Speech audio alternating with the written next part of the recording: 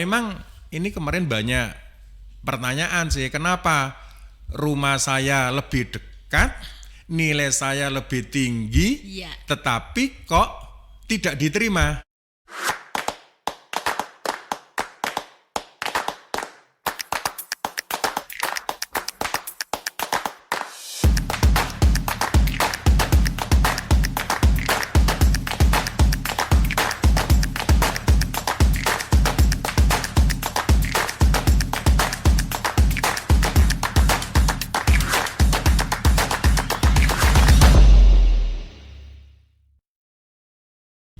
Assalamualaikum warahmatullahi wabarakatuh. Waalaikumsalam warahmatullahi wabarakatuh.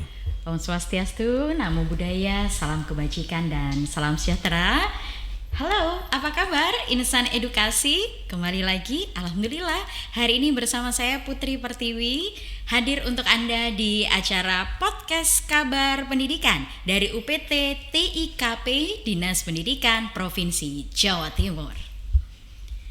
Selamat datang di podcast kami, Ruang Diskusi Inspiratif. Kali ini akan membahas perkembangan teknologi di dunia pendidikan dan tentunya juga banyak sekali hal-hal yang akan kita bahas dan ruang bincang inspiratif yang membahas dunia pendidikan dari berbagai sisi. Spesial sekali episode kali ini, kita akan membahas momen penting yang sedang dinantikan banyak loh calon pendidik peserta kita, yaitu seleksi penerimaan murid baru atau SPMB tingkat SMA, SMK, dan SLB negeri di Provinsi Jawa Timur.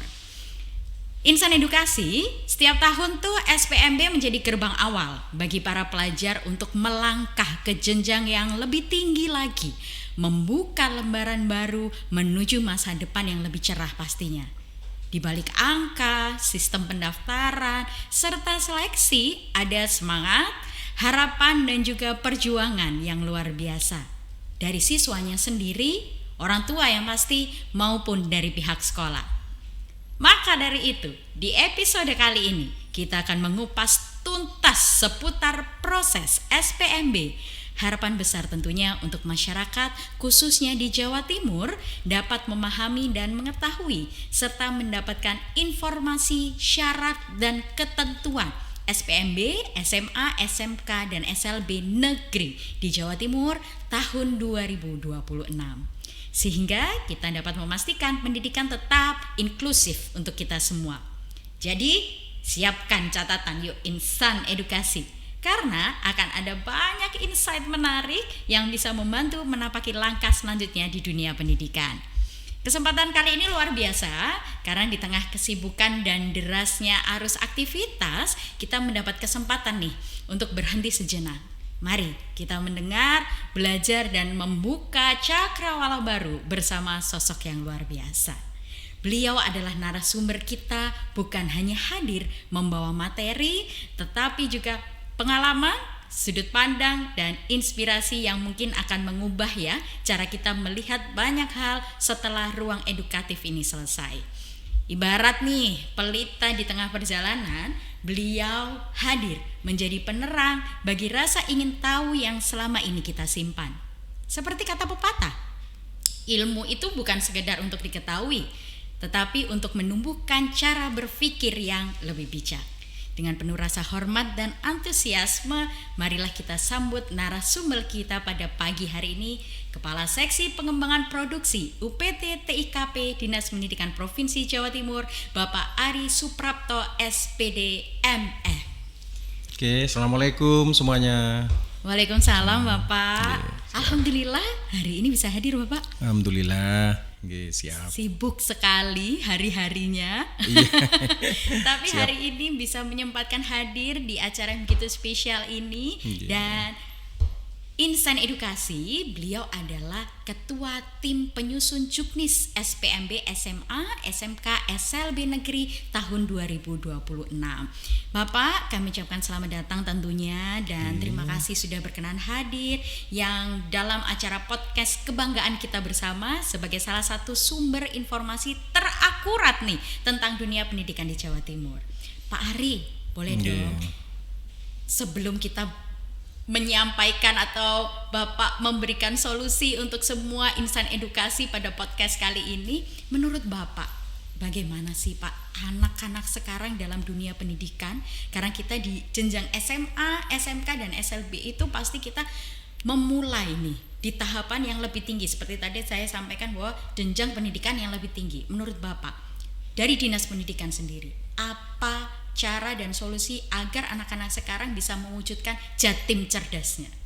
Monggo Bapak. Oke, terima kasih Mbak Putri. Betul. Ya, gini teman-teman semuanya, terutama adik-adik di kelas 9 SMP Sederajat. Karena jujur aja hari-hari ini adik-adik mungkin di sekolahnya masing-masing sedang melakukan PSAJ, penilaian sumatif akhir jenjang, bahkan sudah baru saja mengakhiri TKA, tes kemampuan akademik. Nah, untuk menghadapi masa depan, yaitu tentunya adik-adik ini semuanya akan melanjutkan ke jenjang lebih tinggi, yaitu bisa SMA negeri, SMK negeri, atau mungkin ke sekolah yang lain. Nah, untuk itu harapan kami mohon persiapkan semuanya, terutama dalam rangka menghadapi SPMB-nya Jawa Timur. Karena jujur aja SPMB Jawa Timur untuk tahun ini memang ada beberapa perubahan, Mbak. Terutama dalam hal tahap nanti ya, yang sebelumnya domisili itu ditaruh di tahap akhir atau tahap 3, maka untuk tahun ini mungkin dan memang pasti sesuai dengan juknis yang sudah beredar itu ditaruh di tahap pertama. Untuk itu sekali lagi kami sarankan kepada adik-adik di kelas 9, tolong pahami juknis ya. Dan kalau memang tidak paham tentang juknis, bisa datang langsung ke satuan pendidikan atau ke cabang dinas atau langsung melalui call center yang dibuka oleh Dinas Pendidikan Jawa Timur. Baik, luar biasa. Jadi kami harapkan dalam podcast kali ini tidak hanya yang menonton orang tua saja ya Bapak ya, tapi generasi-generasi muda, seluruh anak-anak kecintaan di Jawa Timur yang sekarang sudah kelas 9. Kita yakin kalian bakalan seneng banget nonton podcast ini karena kita akan bahas tuntas nih. Barangkali kalian bisa ikut membantu mengingatkan orang tua kalian, operator sekolah Bapak, betul ya. Betul. Kemudian pihak-pihak yang berkaitan dengan SPMB untuk ke jenjang yang lebih tinggi yaitu SMA, SMK dan juga tentunya untuk anak-anak spesial kita di SLB negeri di Jawa Timur. Pak Ari, boleh dong di-share dulu nih Bapak, persyaratan umumnya itu yang perlu dipersiapkan anak-anak, orang tua dan bahkan sekolah, apa kira-kira Bapak? Oke, terima kasih Mbak Putri. Kepada adik-adik kelas 9 yang sekarang mau ke jenjang lebih tinggi, khususnya di SMA negeri atau SMA negeri di Jawa Timur, persyaratan umum, syarat untuk bisa daftar di SPMB-nya Jawa Timur, yang pertama adalah KK, kartu keluarga. Nah, kartu keluarga ini pun juga kartu keluarganya yang ada di Jawa Timur. Terus masa untuk KK-nya ini juga dibatasi, Mbak. Ya, dibatasi, yaitu paling singkat KK ini tertanggal, penerbitan KK itu tertanggal paling tidak 10 Juni 2025. Itu paling singkat. Baik. Ya, itu yang pertama. Lah, KK tidak hanya dibatasi sama tanggal penerbitan KK saja, tapi nama orang tua bisa ibu dan ayah atau ibu saja atau ayah saja itu tercantum di dalam KK itu. Ya, jadi harus ada nama orang tua. Entah itu ibunya saja, bapaknya saja atau keduanya. Betul. Itu harus ada. Lah, gimana cara buktikannya bahwa itu betul-betul memang orang tuanya? Yaitu dilihat dulu ijazah sebelumnya. Yang kedua, bisa juga akte kelahirannya atau rapot di SMP-nya atau sederajat gitu ya. Atau di KK sebelumnya. Itu yang pertama. Yang kedua, juga tidak hanya kakak saja. Bagaimana kalau orang tua atau anak ini tidak punya kakak? Boleh, ya. Tapi dengan catatan, misalkan anak ini ada di pondok, berdomisili di pondok. maka anak ini harus mengurus dulu namanya surat keterangan domisili. Surat keterangan domisili yang dikeluarkan oleh pimpinan pondok atau pimpinan yayasan. Bagaimana kalau misalkan tidak punya kakak akibat dari bencana alam, bencana sosial, ini pun juga diberi kesempatan itu dengan ngurus SKD juga. Surat keterangan domisili cukup yang keluarkan adalah lurah atau kepala desa. Jadi itu. Terus ada lagi Mbak, bagaimana kalau tidak punya kakak? Ya. Misalkan dari luar Jatim. Oh betul. Nah, itu memang secara umum tidak bisa sekolah di Jawa Timur. Mereka ini bisa sekolahnya kalau melalui jalur mutasi. Jalur mutasi orang tua. Jadi karena pindah tugas dari luar Jawa Timur menuju ke Jawa Timur. Atau antar kabupaten kota dalam Jawa Timur. Lah, itu harus dilengkapi juga dengan yang namanya surat keterangan domisili. Bapak. Juga yang dikeluarkan juga oleh cukup lurah atau kepala desa. Gitu sih. Tentunya wajib juga harus dilengkapi dengan surat pindah tugas orang tua gitu. Surat-suratnya nih yang harus disiapkan banyak sekali. Betul, ya Bapak ya. Gitu. Termasuk anak-anak yang disabilitas. Itu pun juga harus dilengkapi. Selain punya kakak Jawa Timur tadi itu juga harus punya yang namanya surat keterangan yang dikeluarkan oleh dokter spesialis atau lembaga psikologi yang terakreditasi A. Terus yang kedua harus dilengkapi juga dengan hasil asesmen. Hasil asesmen yang dikeluarkan oleh kepala sekolah asal. Dalam hal ini adalah kepala SMP sederajat asal. Itu sih Mbak, itu secara umum. Baik. Gitu. Oke. Insan edukasi. Kalian para Gen Z sekarang kelas 9, apa yang diterangkan oleh Pak Ari nih ya, saya rasa sudah cukup flor banget ini ya, jelas sekali, dan saya rasa semuanya sudah umum untuk disiapkan Pak Ari. Mulai dari kakak, akte, ijazah dari sekolah kalian sendiri, ataupun Bapak Ibu selaku orang tua dari peserta didik untuk bisa nih mulai mengecek kembali. Kira-kira apa yang belum ada, mumpung masih ada waktu, masih bisa dipersiapkan, semuanya bisa disiapkan secara bertahap. Dan satu hal lagi Mbak, selain kakak tadi ya, domisili siswa ini juga harus lulus dari SMP sederajat. Lulus dari SMP sederajat. Apa itu buktinya? Berarti ijazah.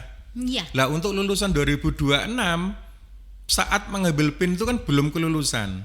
Maka boleh menggunakan surat keterangan kelas 9. Gitu. Baik. Tapi kan nanti kalau udah diumumkan bahwa ini lulus, boleh menggunakan surat keterangan lulus SKL. Gitu lah. Yang bisa sekolah pun tidak hanya lulusan 2026.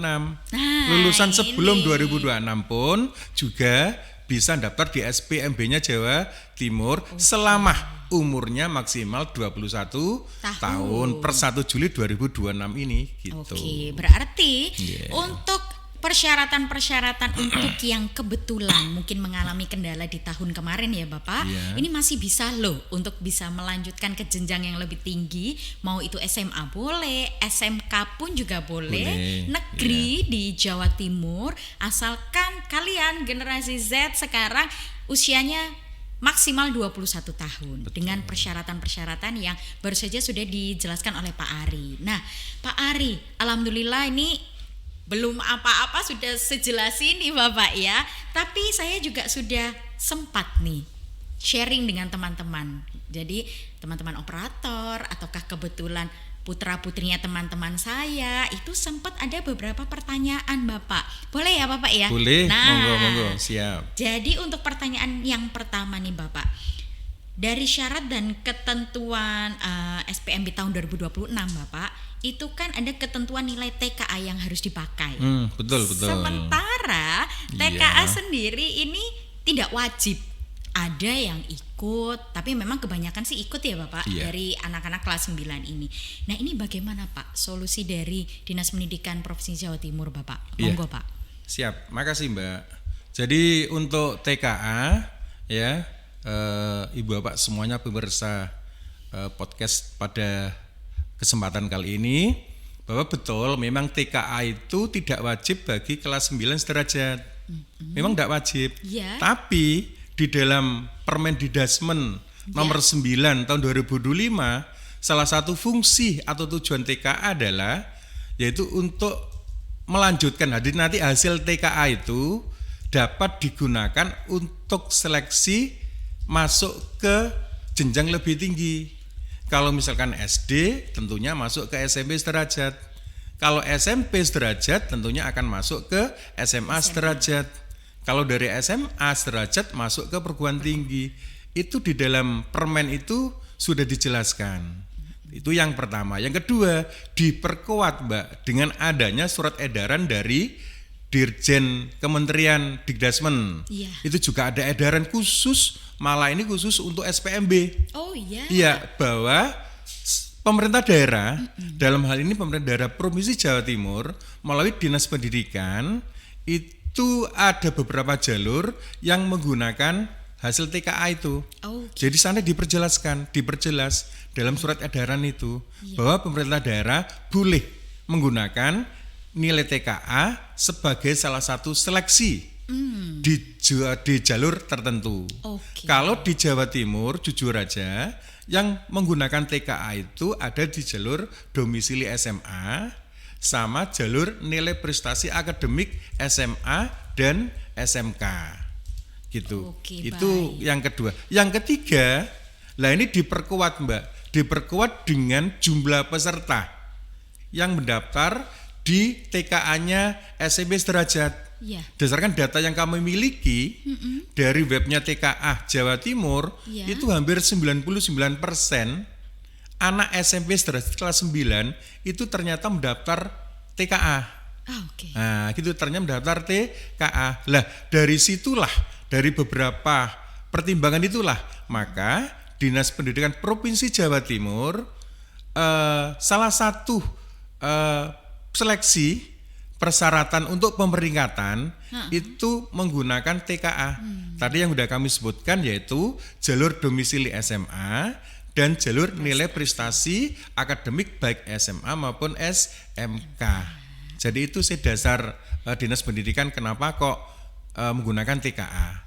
Dan memang anjuran dari kementerian, dalam ini Kementerian Dikdasmen, memang dianjurkan untuk yang menggunakan nilai kemampuan akademik itu salah satunya pakai hasil TKA. Lah, hasil TKA ini individu loh Mbak, bukan rata-rata sekolah, bukan seperti indeks sekolah tahun sebelumnya ya. Tapi ini adalah nilai masing-masing murid, rata-rata dari 2 mapel yang diujikan yaitu matematika dan bahasa Indonesia.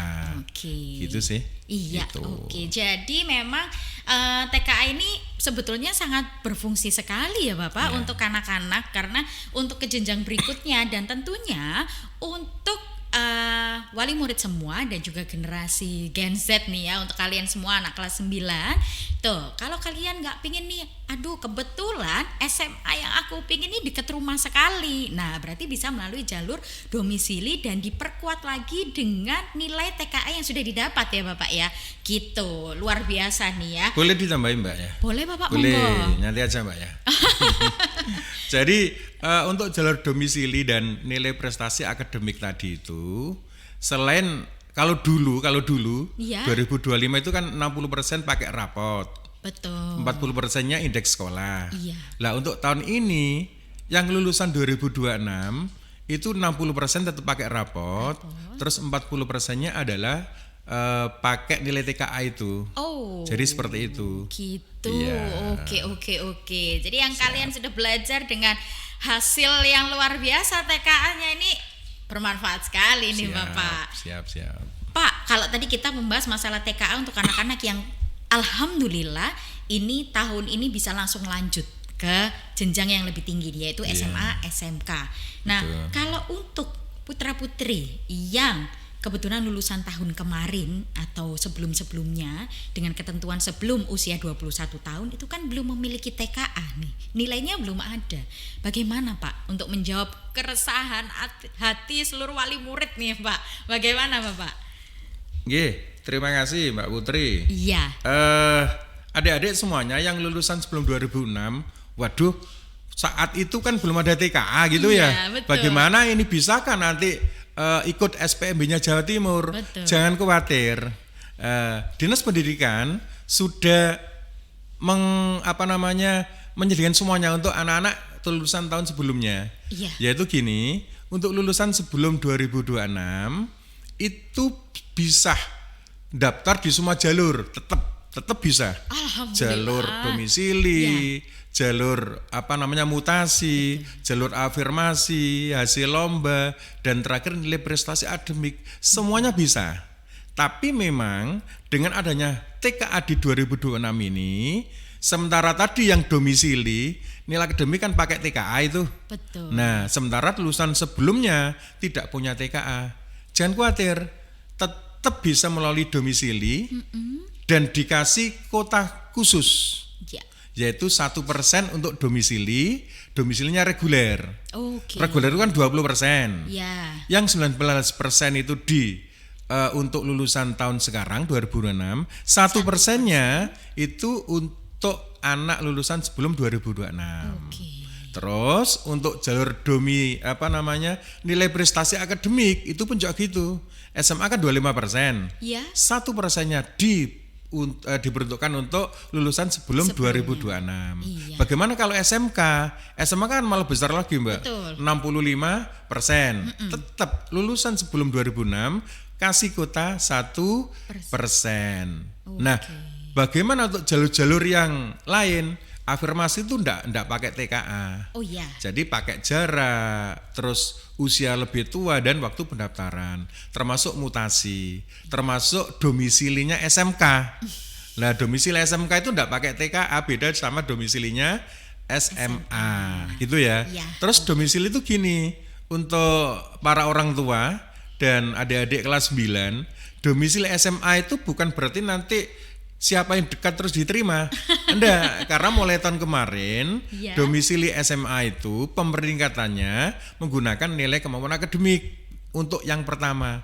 Jika nilai kemampuan akademik itu sama, maka baru melihat jarak yang lebih dekat. Kalau masih sama juga menggunakan waktu usia lebih tua.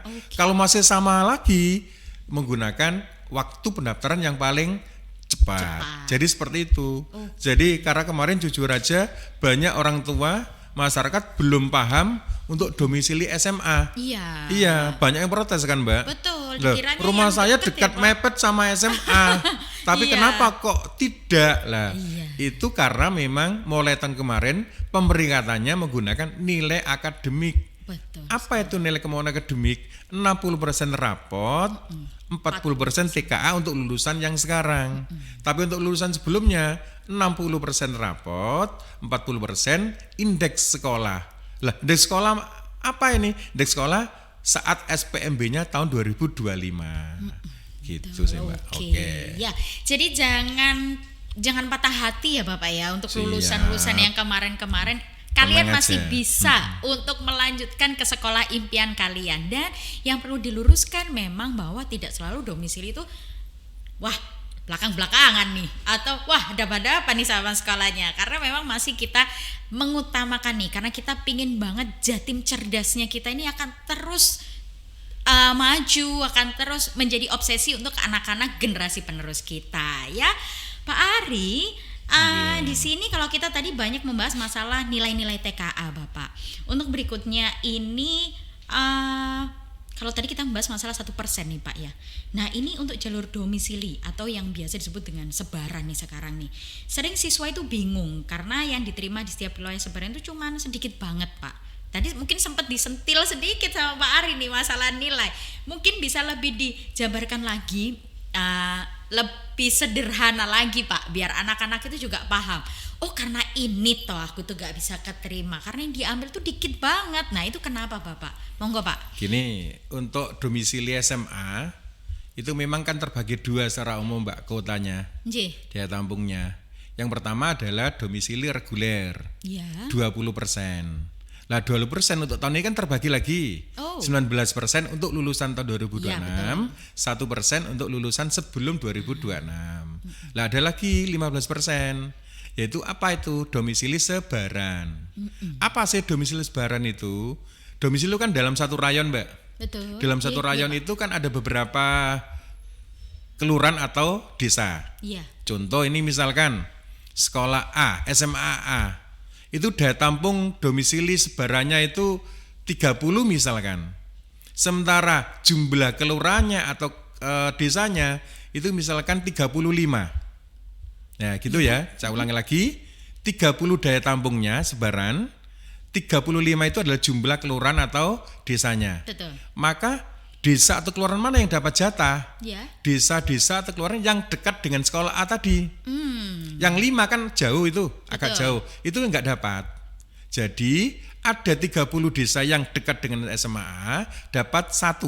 Ya. Sementara yang 5 itu enggak dapat. Oh. Lah, 5 itu apakah nanti enggak dapat semuanya? Mungkin dia dapat dari sekolah yang lain. Oh. Yang dalam satu rayon itu. Iya. Kan mungkin 5 desa ini dekat dengan sekolah yang B. Betul. Atau sekolah C. Selama masih dalam satu rayon. Jadi tetap insya Allah semua desa yang ada dalam satu rayon itu mesti dapat jatah, entah itu dari sekolah A, sekolah B, atau sekolah yang C, tergantung kedekatan masing-masing desa atau lurah ini dengan sekolah dalam rayon itu. Itu ya.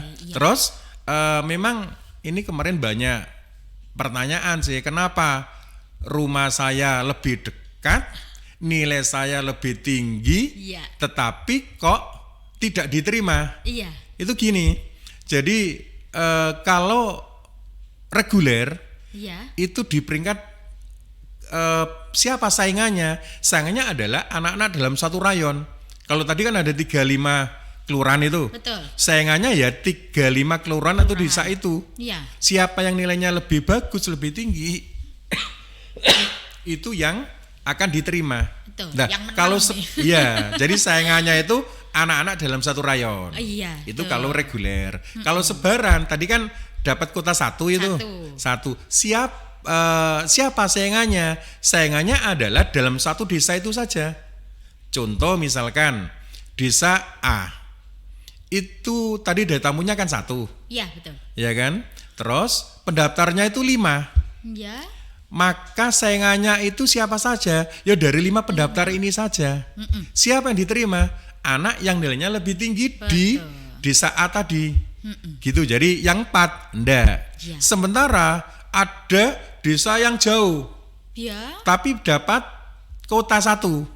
Ya kan? Nilainya itu kalau dibandingkan dengan anak yang 4 anak yang diterima di desa paling dekat tadi, itu lebih rendah lah. Ya. Misalkan jatahnya kan 1 tadi daya tampungnya, kotanya. Tapi yang daftar cuma 1 anak itu saja. Maka anak itu langsung diterima. Meskipun nilainya lebih rendah dibandingkan dengan 4 anak yang enggak diterima tadi itu. Betul. Itu yang protes biasanya. Siapa yang protes? 4 anak yang tidak diterima padahal desanya lebih dekat dengan sekolah A, nilainya lebih tinggi. Tapi kenapa kok anak yang jauh tadi itu malah diterima dengan nilai yang lebih rendah, jarak lebih jauh? Karena saingannya cuma anak itu saja kan, Mbak. Itu yang terjadi. Nah, itulah sebaran untuk di SMA. Oke, itu sih, Mbak. Jadi seperti itu. Mengkerucutnya itu memang lebih simpel seharusnya ya, Pak. Iya, karena sebaran itu saingannya hanya anak dalam satu kelurahan itu saja gitu loh. Tidak terlalu luas. Ya, oke. Rezeki kalau enggak ada daftarnya. Daftarnya cuma dia saja tapi dapat langsung udah. Blong ya, Pak. Blong gitu. Gitu sih, Mbak. Oke. Ya, jadi memang hal-hal seperti itu memang kadang itu kita bisa menganggap bahwa rezeki itu nggak kemana ya Bapak ya. Karena memang kadang segala sesuatu sudah ditentukan juga sih sama Allah gitu. Kita nggak ada salahnya pasrah tapi harus tetap berusaha. Dengan sesuai aturan-aturannya, dengan semua usaha kita insya Allah akan ada hasil yang terbaik ya Pak. Sesuai dengan amal dan perbuatan. Baik, Bapak. Apalagi? Oh ini Pak, ada satu lagi Pak yang harus saya tanyakan nih, kebetulan tadi itu ada pertanyaan gini. Apabila jalur mutasi orang tua pindahan dari luar Jawa Timur nih Bapak, kemudian si putra tersebut sudah memiliki surat keterangan domisili. Jika tidak diterima di tahap kedua, apakah masih bisa lanjut Pak di tahap yang ketiga melalui jalur prestasi? Oke. Gimana, Pak? Ini maksudnya anak ini kakaknya luar Jawa Timur. Betul. Luar Jawa Timur contohnya gitu ya. Iya, betul. Luar Jawa Timur berarti kan dia tidak punya kakak Jawa Timur. Betul sekali. Terus dia Tapi dia sudah punya surat keterangan domisili Betul. digunakan untuk daftar Di tahap kedua. mutasi. Betul. Mutasi tahap 2. Nggih. Lah, memang gini Mbak, untuk Jawa Timur ada ketentuan. Kalau anak ini menggunakan SKD mutasi, apa SKD mutasi itu? SKD yang akan digunakan untuk daftar jalur mutasi. Oke. Nah, kalau ini memang nggak diterima, maka anak ini tidak bisa melanjutkan ke tahap berikutnya. Gitu sih, makanya hati-hati nanti untuk operator SMA atau SMK atau untuk orang tua itu sendiri dan anaknya. Betul. Saat ambil PIN itu kan akan diarahkan menggunakan apa sih nanti status kakaknya. Iya. Kalau status kakaknya Jawa Timur dan memenuhi syarat, maka anak ini bisa daftar di semua jalur. Tapi kalau anak ini memilih statusnya SKD mutasi, Iya. maka dipastikan anak ini hanya bisa daftar di jalur mutasi saja. Oh, oke. Artinya sudah tidak bisa mendaftar di luar jalur mutasi kalau dia menggunakan SKD mutasi. Iya. Tapi kalau dia menggunakan SKD bencana alam, SKD pondok, SKD yayasan itu justru bisa digunakan untuk semua jalur. Artinya kalau dia daftar di tahap 1 domisili tidak diterima, maka dia masih ada kesempatan untuk bisa daftar di tahap 2. Apa tahap 2? Afirmasi, mutasi, atau hasil lomba. Kalau masih nggak diterima lagi, bisa daftar di tahap 3. Apa tahap 3? Jalur nilai prestasi akademik jenjang SMA. Kalau masih nggak diterima lagi, masih bisa daftar di tahap 4. Apa tahap 4? Apa itu? Jalur nilai prestasi akademik tapi jenjang SMK. Oke. Itu sih Mbak. Baik. Wah, luar biasa Pak Ari. Nih, Terima kasih. terakhir nih Bapak ya. Siap. Nah, untuk mengikuti SPMB SMA, SMK, SLB Negeri di Jawa Timur tahun 2026, apa saja Pak yang perlu disiapkan dan diperhatikan oleh siswa dan juga wali murid? Monggo Pak. Oke, terima kasih Mbak. Jadi gini, untuk rekan-rekan siswa kelas 9, murid kelas 9 ya, tidak terasa nanti tanggal 11 Mei ini itu kepala sekolah kalian semuanya akan mengentri nilai rapot. Nah, baru setelah itu untuk siswa kelas 9, murid kelas 9, tolong divalidasi, diverifikasi. Betul enggak sih nilai-nilai rapot yang sudah dientrikan oleh kepala sekolah ini sudah sesuai dengan nilai rapot yang ada di dokumen rapot masing-masing gitu. Karena apa? Nilai rapot ini adalah sesuatu yang sangat penting karena akan menentukan diterima tidaknya terutama nanti di jalur domisili SMA maupun jalur nilai prestasi akademik SMA yang begitu besar kuotanya gitu loh. Untuk itu tolong nanti saat verifikasi betul-betul diverifikasi, dan kalau memang ada yang kurang sesuai atau tidak benar, tolong untuk bilang ke operatornya atau kepala sekolah SMP asal untuk diperbaiki, untuk dibetulkan nilai-nilai itu. Sehingga apa? Nilai yang masuk di dalam sistem SPMB Jawa Timur betul-betul sudah valid. Kenapa? Kalau tidak valid nanti juga kasihan. Karena nanti kalau diterima, saat daftar ulang kan ditanyai lagi itu, diminta lagi bukti-bukti itu. Iya. Kalau ada nilai yang tidak cocok, itu bisa-bisa penerimaannya sebagai murid baru yang udah diterima ini bisa dibatalkan. Kan sayang itu Mbak. Ya, betul ya, sekali, untuk Pak. itu kami mohon kepada murid kelas 9, tolong waktu saat verifikasi nanti betul-betul diverifikasi. Sesuaikan dengan apa yang ada dalam dokumen rapot masing-masing. Itu yang pertama. Untuk saat ambil PIN juga begitu, tolong siapkan data, siapkan dokumen saat ambil PIN. Ya, data yang diisikan juga harus sesuai dengan kondisi sesungguhnya, kondisi sebenarnya. Ya, termasuk dokumen-dokumen itu juga begitu. Tolong yang diupload, yang diunggah juga sesuai dengan ketentuan yang ada dalam sistem. Ya, terus baru nanti setelah mengisi data dan dokumen itu kan wajib untuk datang ke sekolah untuk diverifikasi, yaitu sekolah SMA atau SMK yang dipilih oleh siswa ini. Ya, nanti ada 10 sekolah yang ada dalam sistem, tapi murid itu hanya memilih satu saja untuk tempat verifikasi. Itu juga begitu, tolong siapkan data-data apa saja yang perlu disiapkan, dokumen apa saja yang perlu disiapkan. Yang jelas KK itu wajib, SKL atau ijazah juga wajib, termasuk rapot itu juga wajib dibawa, baik fotokopi maupun rapotnya. Itu saat verifikasi PIN, Mbak. Terus yang ketiga, saat pelaksanaan nanti, saat pendaftaran juga begitu.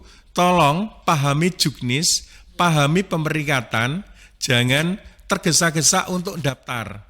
Terutama jalur domisili sama jalur nilai prestasi akademik itu kan online semuanya. Jadi pemeringkatan itu sementara bisa dilihat dulu.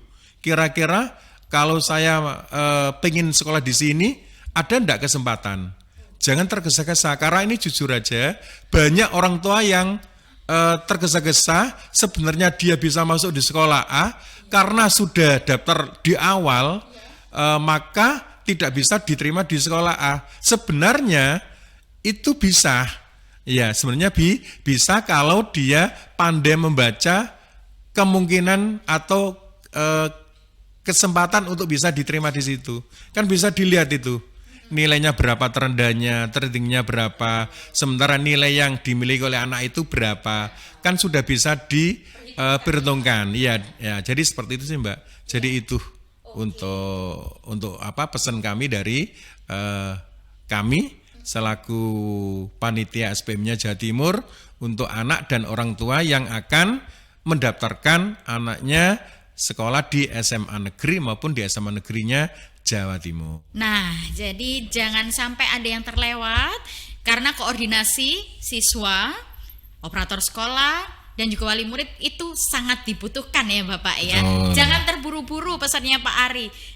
Betul-betul dibaca juknisnya, betul-betul diniatin nih, ini yang mana nilainya kira-kira anakku cukup nggak ya untuk masuk ke situ dan lain sebagainya. Pokoknya hati-hati ya guys ya, terutama untuk kalian anak-anak kelas 9 harus hati-hati dan dipahami juga untuk seluruh wali murid yang sedang mendengarkan podcast kali ini. 30 menit itu nggak kerasa loh Pak. Ya. Apalagi sebetulnya ini masih banyak ini ya, masih banyak yang harus saya pertanyakan, tapi mungkin bisa kita lanjutkan di lain kesempatan Bapak. Siap. Nah ini melalui podcast persembahan UPT TIKP Dinas Pendidikan Provinsi Jawa Timur diharapkan sebagian besar sudah terjawab dengan sangat luar biasa, dengan jelas, dan tentunya menuju jenjang pendidikan yang lebih tinggi menjadi harapan luar biasa untuk generasi muda, orang tua, dan juga seluruh pendidik di seluruh negeri ini, terutama Jawa Timur. Karena Jawa Timur, gerbang baru Nusantara, menjadi langkah awal untuk generasi muda bisa mendapat tempat pendidikan terbaik. Sehingga yuk menghasilkan generasi penerus yang luar biasa, serta mari kita wujudkan Jatim cerdas. Terima kasih Bapak, matur nuwun sangat sudah berkenan pada episode podcast kali ini. Sehat dan sukses selalu. Amin. Semoga bermanfaat untuk kita semua. Jangan lupa guys, seluruh wali murid, seluruh insan edukasi, subscribe, like, and komen ya di YouTube channel UPT TIKP Dinas Pendidikan Provinsi Jawa Timur. Saya Putri Pertiwi mohon diri. Sampai jumpa insan edukasi di episode podcast selanjutnya. Salam EduTech UPT TIKP, terus maju dan inovatif. Wassalamualaikum warahmatullahi wabarakatuh.